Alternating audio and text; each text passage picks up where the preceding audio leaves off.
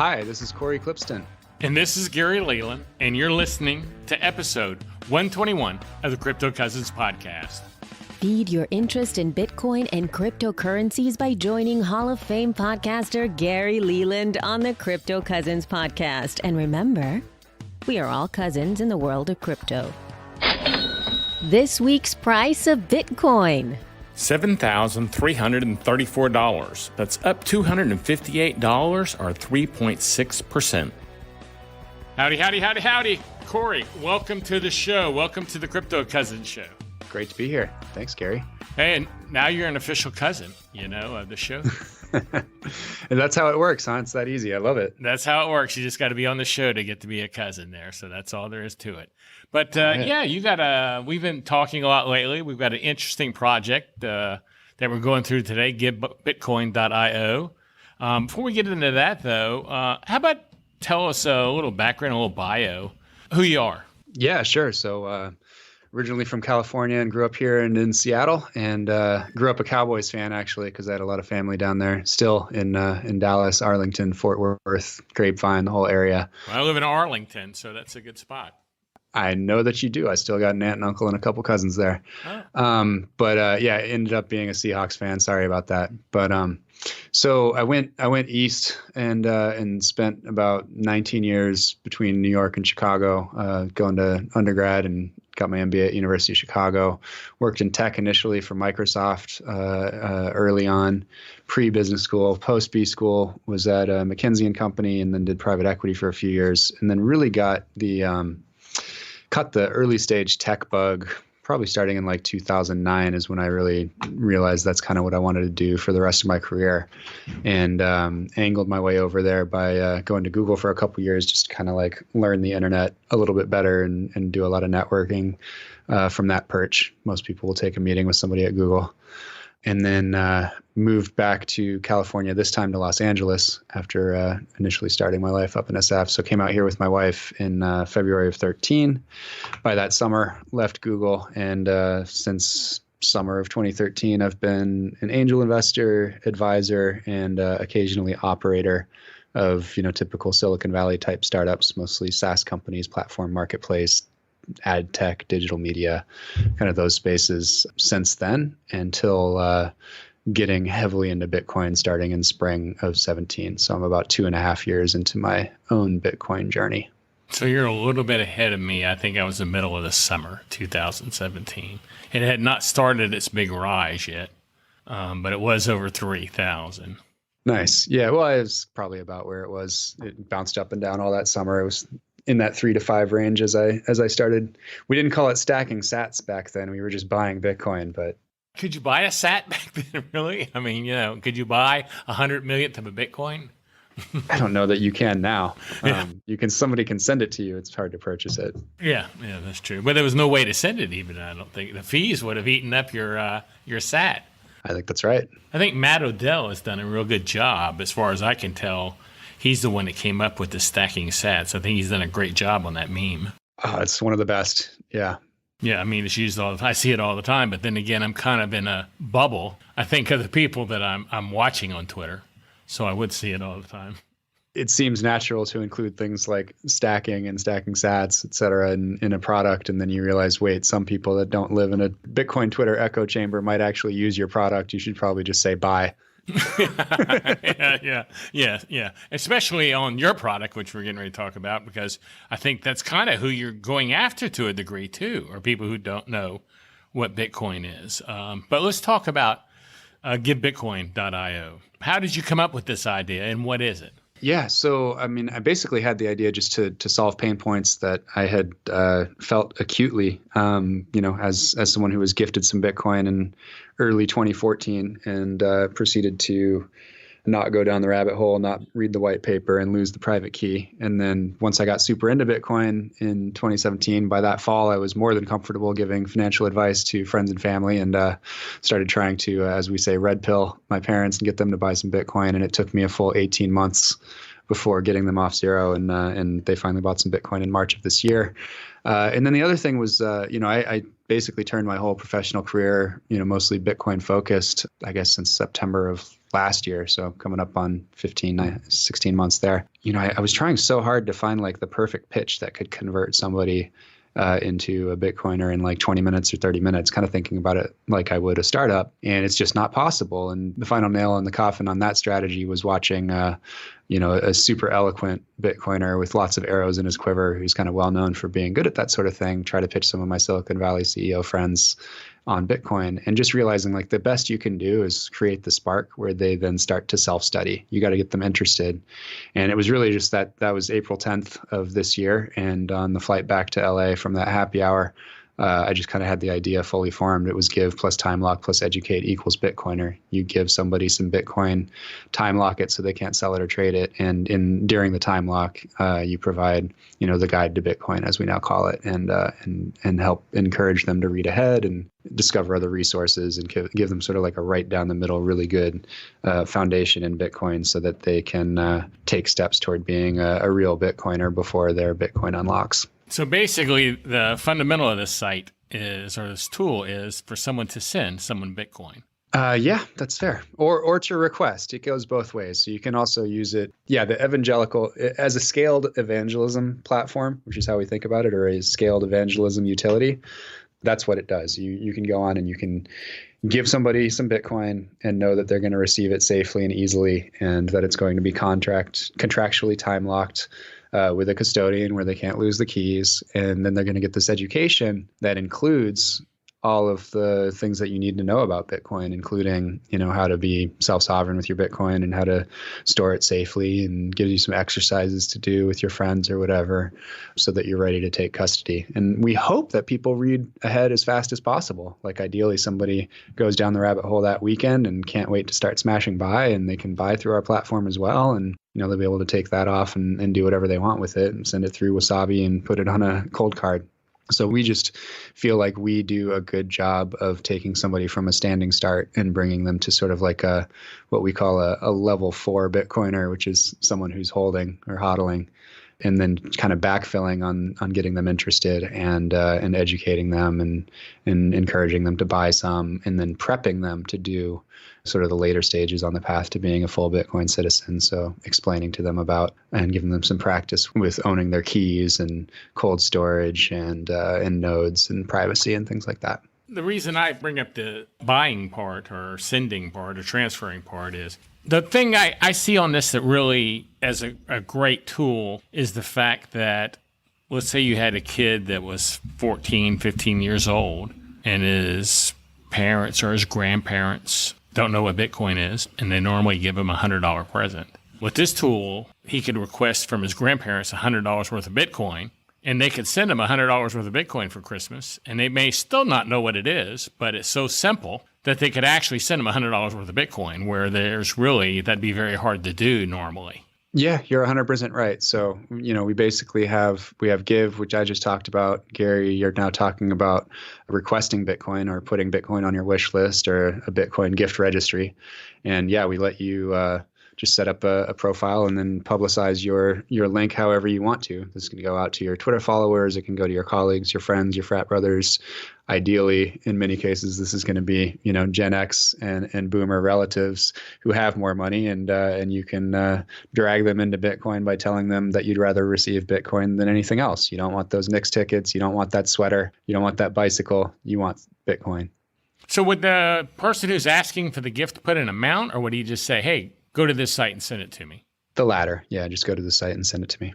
And then they receive the Bitcoin, and the person sending the Bitcoin can say, what's the minimum time it can be locked up for? So minimum 1 year. Okay. So they can get the Bitcoin and then it's locked up for a year, and the maximum is? 5 years. So this really is kind of like, to refer to something when I was a kid, it'd be like your grandparents giving you a savings bond. Yeah, absolutely. My grandparents gave me a savings bond one year. It was a $25 savings bond or something, I think. And it was like, it took a while for it to get to be worth to cash in. You couldn't cash it in right away. So someone could buy you a present. They could say, I believe in Bitcoin, but I don't want him like screwing up and selling this stuff because he doesn't understand it and he may mess up. So I'm going to tell him he can't cash this stuff in for 5 years. And then that could be that $100 or $50. Is there a minimum? $5 minimum, $5,000 maximum. Okay. So that $5 could be the best gift they ever got in 5 years. Yeah, could be. It definitely has the potential, and most things don't have that potential. So what kind of fees are there on this? Because we know there has to be some kind of fees. Yeah, so it's 2%, and that includes 2% with a $2 minimum. So the minimum transaction fee is $2 and it's 2%. And that includes the transaction itself, that includes the time lock, that includes the custody for anywhere from 1 to 5 years. And it includes the guide to Bitcoin for your recipient. Now, the guide to Bitcoin, that is the training, I guess, or the information explaining so they become a Bitcoiner. Yeah, that's exactly what it's intended to do. And we're hard at work at that. Got a final draft of the first 2 chapters and a rough draft of the third one, and we'll be putting these out at least once a month because we already have people that are due the first chapter in December. So first chapter will be up in December. As we finish them, everything will be posted on the website and freely available for anyone who signs up, even without a gift. So this is like a resource that we're making available for the world. And yeah, I think it's an attractive proposition for someone who wants to get, like cousin Jenny into Bitcoin, knowing that, she's going to receive some Bitcoin. And then along with her account statement every month for the next 12 months, she's also going to get another chapter of the education in her inbox. So I'm going to send Jenny $100 worth of Bitcoin. I'm going to lock it up for 5 years. Yep. Now she starts getting monthly right off the bat, once a month training, once a month information. That's right. Yeah, once a month for the first 12 months. Okay. And then so the thought is by the time the 12 months is up, she knows what she has. And she's probably got some skin in the game now. And so she's watching it. Well, what we say is like the giver knows whether somebody's going to is likely to know enough about it. And so it's really up to you if you want to do 1 year or longer. So we're seeing a lot of people give to like nieces and nephews. For instance, we had somebody give $4,500 of Bitcoin each to a niece and a nephew last week. That was pretty cool. Well, my grandkids are 4 and 5, so. There you go. Yeah. So, I mean, and again, like so we should be very, very clear so there's no confusion. This is a contractual time lock. We use a custodian. The custodian is Prime Trust, which is the same custodian that is used for the U.S. customers by Binance, Wobi, OKX, Bittrex, a bunch of OTC desks and funds and companies. So regulated, insured, Nevada can find their executives. They're public. They're around. Very solid company. They use Fireblocks on the back end. I think Fireblocks just announced today that they passed $2.5 billion of assets under custody with sort of their platform. So this is kind of like, if you're going to go the third-party route, which we have to ensure that, a child or a grandma can safely have their Bitcoin. Obviously, we're encouraging people through the education and just being philosophically aligned with Bitcoin to take self-custody and be a full Bitcoin citizen and run a node. And as far as you can go down that path, but some people shouldn't be left behind and they should be able to own their Bitcoin. And if they want to leave it with the custodian after the time lock is up, that's fine. It's a voluntary move to sweep your account and send it to your own Bitcoin address.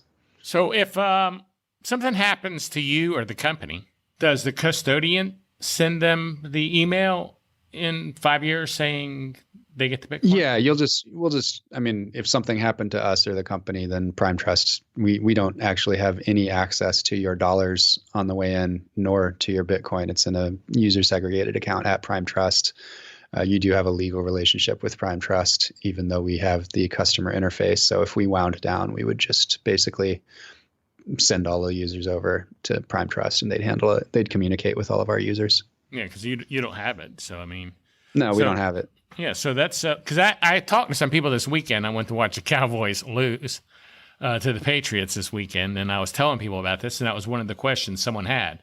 What happened if these guys go out of business? And I was going, well, I don't know. I honestly don't know. Now, another question was, what if you send the email to my nephew, and I send it to his mom's address because he doesn't have an email address right now, I guess. Mm-hmm. And she's changed emails and doesn't ever look at that email anymore. And she never replies when she gets the email saying, your Bitcoin's unlocked. Because I guess that's what happened. In 5 years, they get an email, your Bitcoin's unlocked. What happens in that case? Well, to even have an account, she has to sign up for an account, basically, like with a custodian, which is, slightly less onerous than signing up for a bank account. So she has that relationship. They have her information, address, name, stuff like that. So there's an account recovery process, just like with any other financial firm. So that's another question someone had. And so I'm getting it exactly from the horse's mouth here. Now, you were talking about the education they get. Now, you have some, I'm going to say, great advisors associated with GetBitcoin.io. And I assume some of those people are working on this training information? Yeah, absolutely. So we're thrilled to have this group of Bitcoin luminaries helping create the guide to Bitcoin with us. So people like Safety and Amoose, author of the Bitcoin Standard, Stefan Livera with his eponymous podcast, Matt Odell from Tales from the Crypt. In particular, some of the chapters in the second half of the guide where we go deeper on using Bitcoin, privacy, and self-sovereignty and things like that. Jan Pritzker, who wrote Inventing Bitcoin. Murad Makhmadov, who's really eloquent about kind of the future of Bitcoin. Tom Lee and Meltem Demirors, who are both sort of like bridging Wall Street and traditional finance into Bitcoin. Obviously, you, Gary, we're going to interview you as well, and you'll be part of the primary research, and we'll sprinkle Gary quotes liberally through parts of the curriculum. Michael Karras, the Bitcoin rabbi, and some other people too. And then we also have interviews with people that aren't actually officially associated with the company, but are happy to contribute. And, shout out to the author and editor of the Guide to Bitcoin, Matt Ruby, who's been a tech educator for the last 18 years and has a couple of New York Times bestselling books that he's basically co-authored or ghost-authored for the 37 Signals guys. That's the guys that created Basecamp, the project management software, and Ruby on Rails, which is, if you have any coders listening, they're probably familiar with that modular coding language.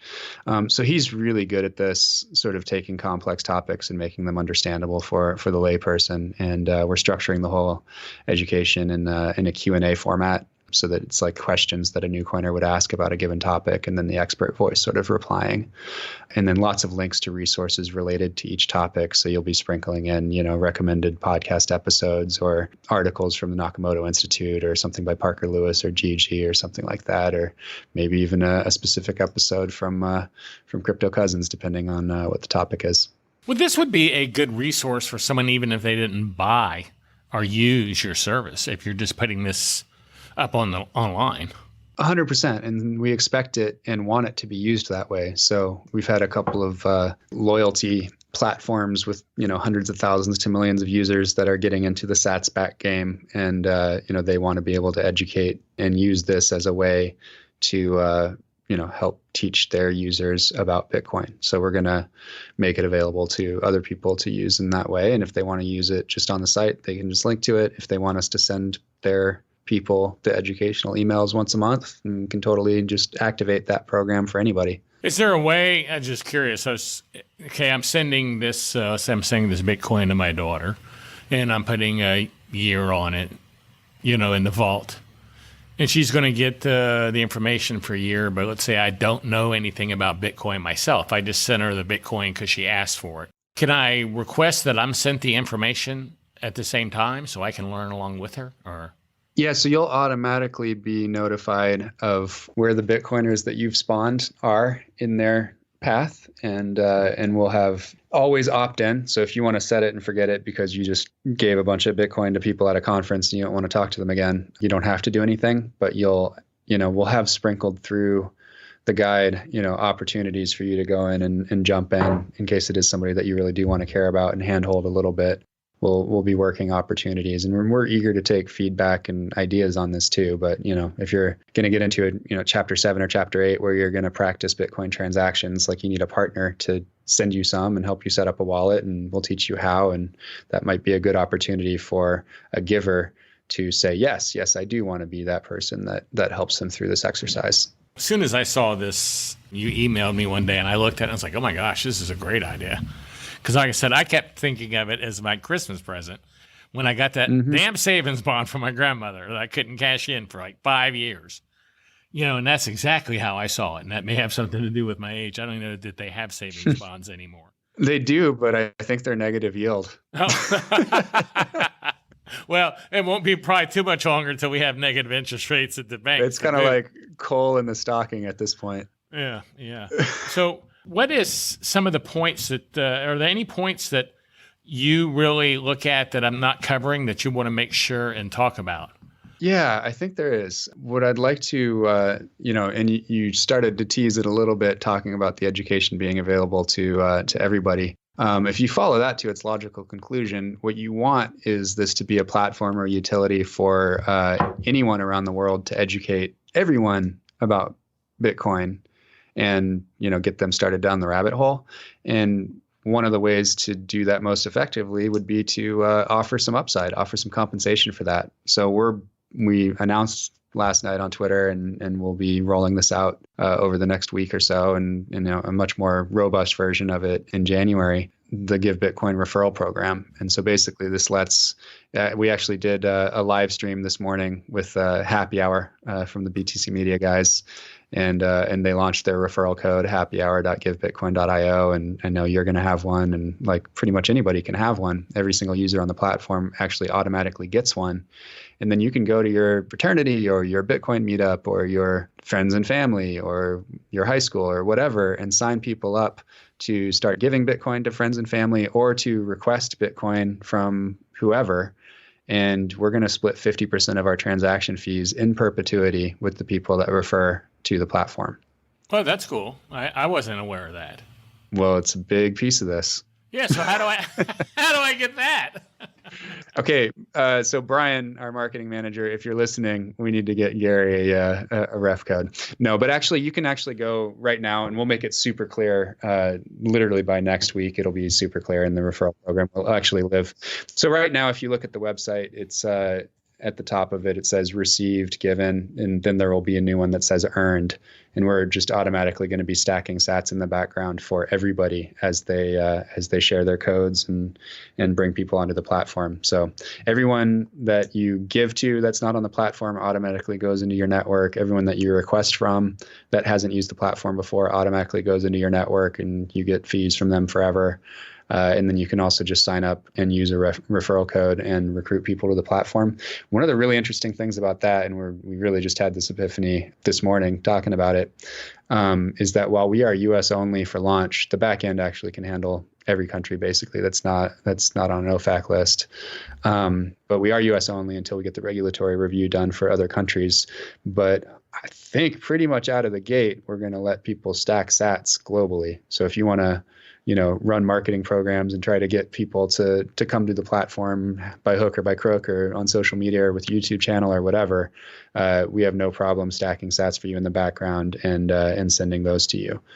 So if you're in Venezuela and you want to earn some sats and you got a Twitter audience or want to build one or want to start doing Bitcoin content on your YouTube and use your ref code to monetize that, like have at it. So not only can you educate someone by using the site, not only can you send and receive, but you can actually make money. Yeah. And you could make money for a long time. Best money that ever existed. That's right. Yeah. So you're getting paid in Bitcoin or sats. So yeah, it could be one of those things. It could be like when I tell people about Bitcoin faucets, they just don't believe me that you could go to the site and get 10 Bitcoins for just screwing around, and so I'm hoping someday people say that about sats. Yeah, we're pretty excited about this. We do think that the referral program is what will really make this thing go super viral. Well, I think you've done a good job on your marketing for it. I see you everywhere. I mean, you're not just hanging out at your house, just sitting there watching TV. That's for damn sure. No, I'm not. We're pretty active, and yeah, it's something that people like to get behind. I like to give the example of. It's kind of all predicated on when you have a gifting product, it's not about the product, it's about the gift itself. And so anyone that cares about Bitcoin can work an event for us and pitch the product perfectly. So when we go to a conference, we have 12 volunteers from, LA and Orange County Bitcoin meetups rocking Give Bitcoin shirts and Santa hats and just talking about Bitcoin and trying to get people interested in Bitcoin. And that's all that's required to pitch this product. And so actually, by volunteering, they actually could be making money even. Yeah. If they were giving out their own ref codes, they can totally be making money that way. Yeah. Well, before we go any further, I do want to make sure everybody knows about BITBLOCKBOOM. That's a Bitcoin conference that I run here in Dallas, Texas every year in August. We talk about Bitcoin, which is all we're really talking about today. We don't talk about altcoins. We don't talk about blockchain, just Bitcoin, because it's a Bitcoin maximalist conference. And the third BitBlockBoom conference is August of 2020. And this time it will start Thursday evening with a dinner and go all the way to Sunday with the Bitcoin brunch. It's a great event. Go to bitblockboom.com, check out the event.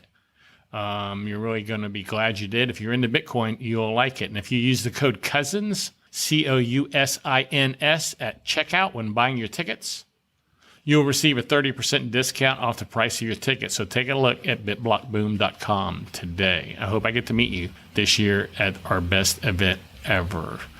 Well, speaking of conferences, before we go into that, you're putting together something that I think you're calling the Unconference in LA? Yeah, it's an unconference. We're never planning to all be gathered in one place at the same time. First of all, definitely coming to BitBlockBoom this year. Was really sad that I missed it last year. I watched a lot of the live stream from abroad. I was over in Europe when it was on, but it looked awesome, and I'm going to try to move around that this year. But we had a nice presence at Bitcoin 2019, even though it was like way before we were launched. We hadn't even started coding yet. And we're going hard at it and sponsoring and have a bunch of stuff planned for Bitcoin 2020 and SF. And so leading up to that, knowing that a lot of people actually travel to that one from abroad, like there's a lot of people from Europe and Asia and all over the place coming to that conference, we thought it would be nice if we could give some of them a little bit of warmer weather and, less excrement in the streets vibe by letting them hang out in LA for a few days before heading up to SF. No, I thought LA was just about as bad from what I thought. I mean, not that I've been there. Pretty easy to avoid those spots, though. It's not actually it's not the downtown heavily populated gentrified areas that have those issues, unlike downtown SF. And this is somebody who's from SF and loves SF, but it is a fact. So we're going to just kind of let people hang out from March 20th to the 25th. And, people are starting self-organizing events. I'll be doing a couple, and, hopefully, Gary, we can do something with you. I feel like you've got this kind of hip-pocketed hashtag that's just ready to explode into an event series and all kinds of other things, and we're perfectly aligned with it. So what is that thing again? Bitcoin for boomers?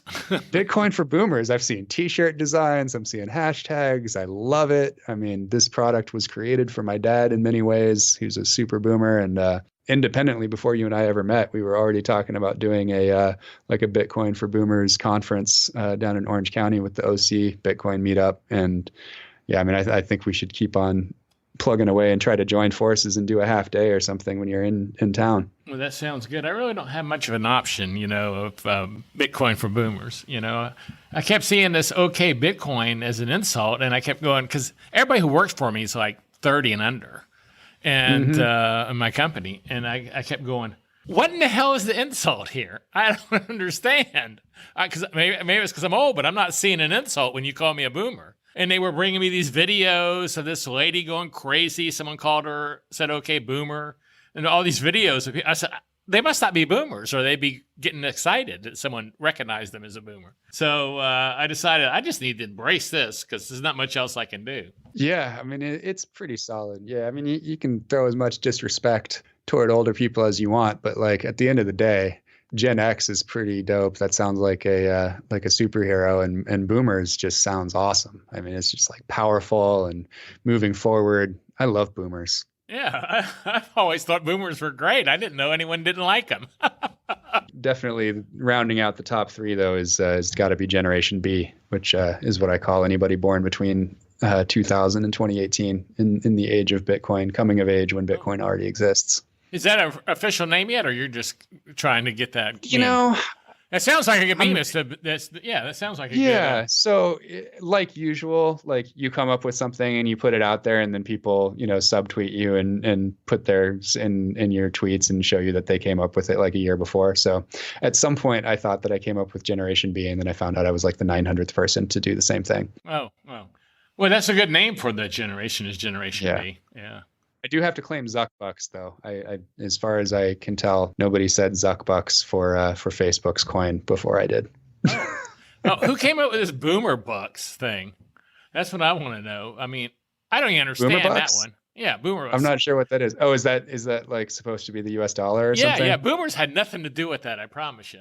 I I don't even know like that. So if the greatest generation was like the World War II guys and silent generation was before that, it's whatever was before the silent generation that let the Fed get created. And so whatever generation was like in their 30s and 40s in 1913, it's their fault. Yeah, I always told my parents, I said, I can't believe y'all let this tax stuff happen. Why'd y'all vote on that? And my mom would go, we didn't get to vote on it.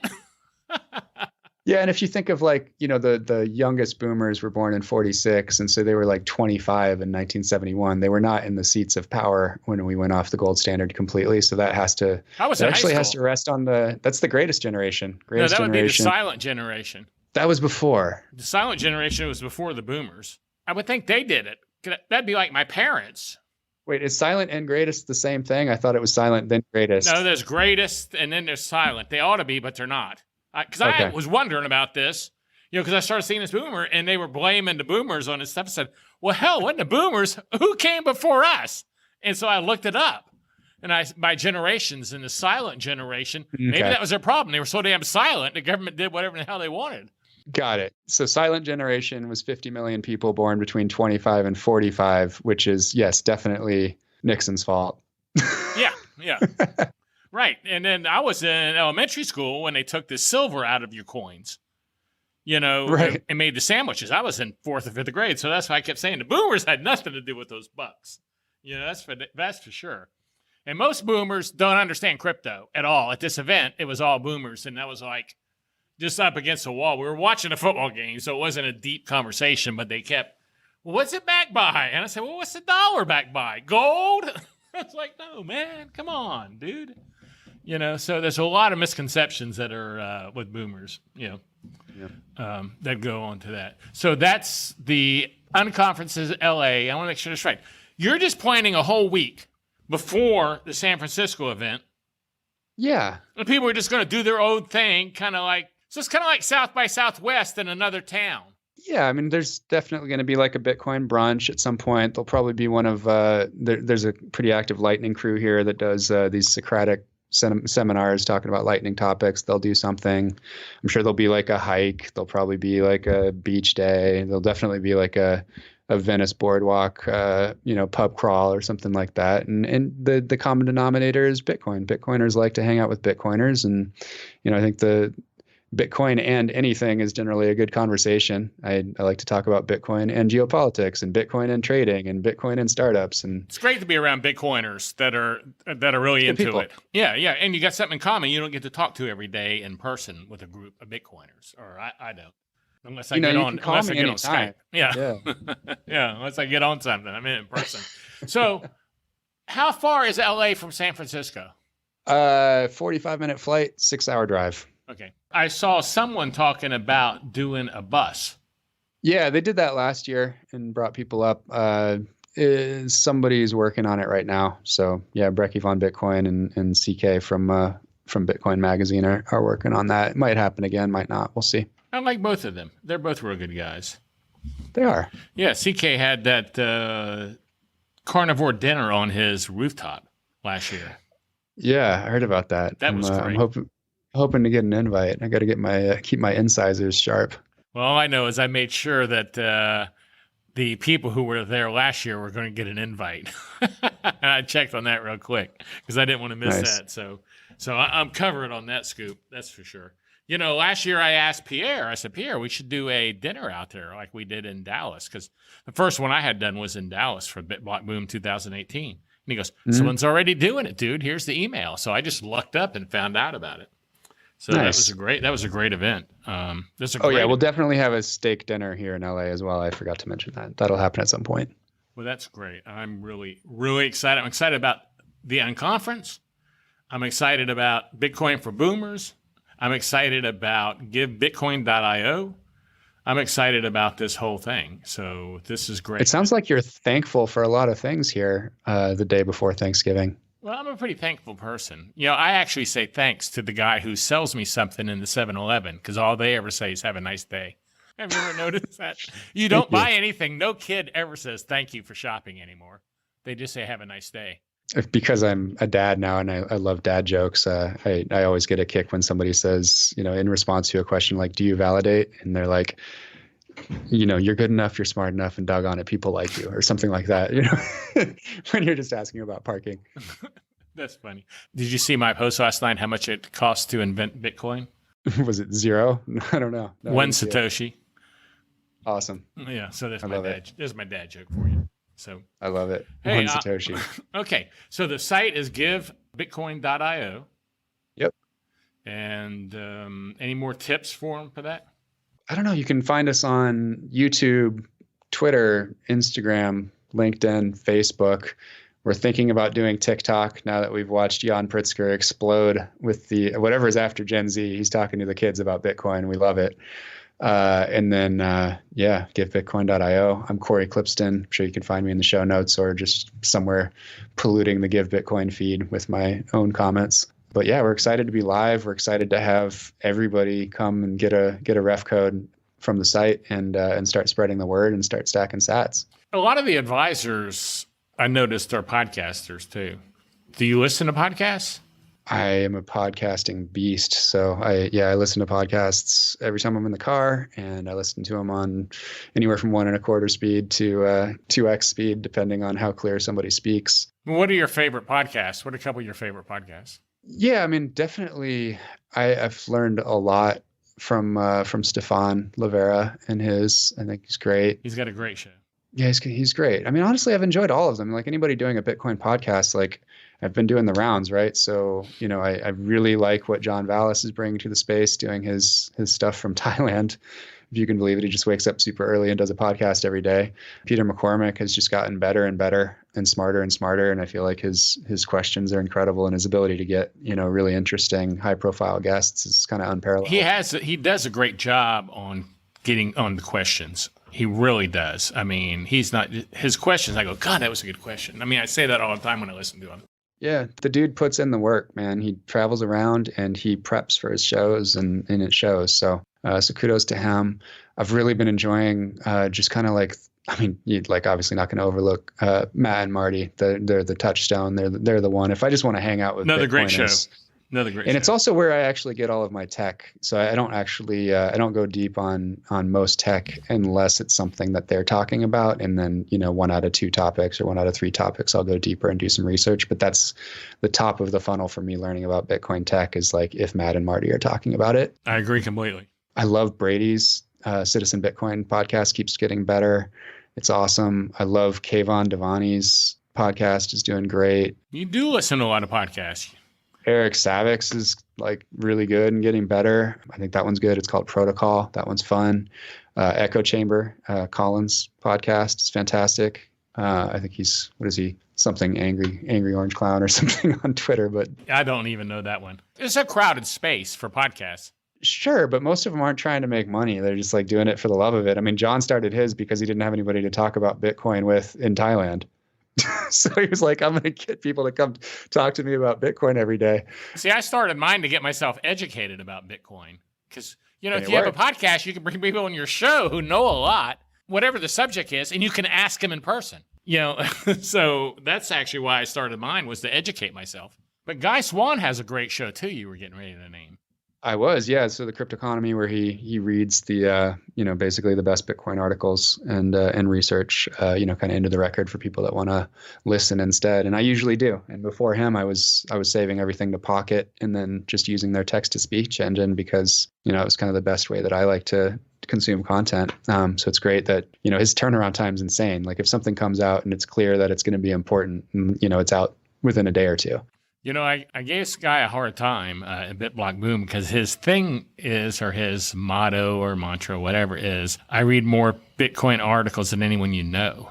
Mm-hmm. And so I do the 4-Minute Crypto Show every day. So I read a buttload of stuff too, so I had to go up to him and say, I got to challenge you on this, dude. I said, I'm gonna let you have the title, but we need to do a count here to get that legit. So let's make it all simpatico. I think we can all be clear that he reads out loud more Bitcoin articles than anybody else. Yes. Well, I don't know. I do one does he do more than one every day? No, reads them out loud. Like literally reads them out loud. Yeah. Well, as opposed to just reading them. Yeah. No. I read the 4-Minute Crypto Show article every day. I still think I might. Oh, gotcha. I do it every day, every weekday. If he does it Saturdays and Sundays, he has me beat. But it doesn't matter either way. I love Guy. He's speaking at BitBLOCKBOOM. Yeah. But then again, his are super long too, right? Yes, So mine are 4 minutes or less. You know why my show was titled 4 Minute Crypto? Mm-mm. Someone already owned 5minutecrypto.com. so I love it. That's like the 7 minute abs. Yeah. Said 4 is good enough. That's awesome. I love it. Yeah. So I should mention, so we love Guy's voice and what he does for the space. So he is actually the voiceover artist reading the answers for the audio version of the guide to Bitcoin for us. So glad to have him aboard. Yeah, his voice is really nice compared to mine. I wish I had a nice voice, but he does. Hey, what wallet do you like? I mean, I'm like a pretty big fan of Cold Card, but I still have some other stuff too. Well, that's one of my questions. I just asked everybody what's your wallet. I mean, you told me you said where people can follow you at, so I don't need to ask that. So that's really about it, unless you want to get something out that I might have missed to make sure we get it in here. No, I think we're good, man. This was really enjoyable spending some time with you. This is my last meeting before going on break for the long weekend. Although I'll probably be doing all kinds of tweeting about Bitcoin and the product. But yeah, this was a fun way to wrap it up. Thanks, Gary. Yeah, it was a good conversation. I enjoyed it. I look forward to seeing you in LA to do something. Heck, I'm going out there, so I might as well stop out there. Let's do it. Okay. Well, thanks for joining me. And everybody, thanks for listening. And adios. I hope you enjoyed today's show. A big thank you to all the cousins out there that are showing their support by donating, subscribing, and leaving great reviews on iTunes. All of those things help more than you realize. Now, you can subscribe almost anywhere podcasts are available by going to cryptocousins.com/subscribe. Call me with your comments or questions at 747-777-9471. Or you can email me at thecryptocousins@gmail.com, and I'll try to use these on future episodes.